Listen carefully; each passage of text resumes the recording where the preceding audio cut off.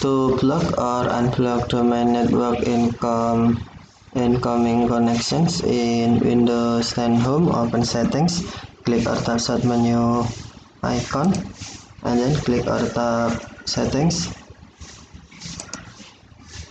Select Update and Security, and then tap Windows Security.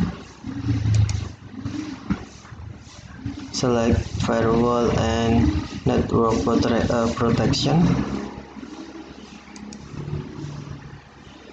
and then tap Domain Network. On incoming connection, tap Check Block all incoming connection, including those in list of allowed apps, to block or uncheck to unblock. Check to block or uncheck to unblock preferred incoming connection when a domain network.